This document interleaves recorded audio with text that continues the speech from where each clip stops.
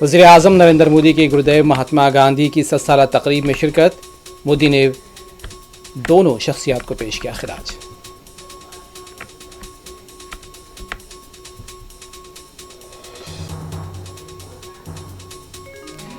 Operation Sindhu, اسرائیل سے پہلی پرواز کی نئی دلی آمد، 161 ہندوستانی شہریوں کی وطن واپسی۔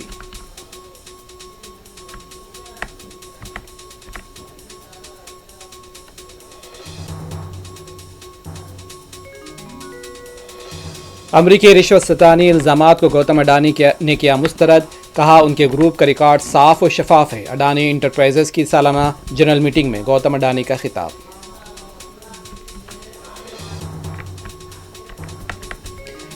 نابالغ بیٹی نے بوائے فرینڈ کے ساتھ مل کر ماں کا قتل کر دیا، بوائے فرینڈ کے ساتھ تعلقات پر ماں کا اعتراض بنی قتل کی وجہ، جی ڈی میٹلا پولیس نے شروع کی جانچ۔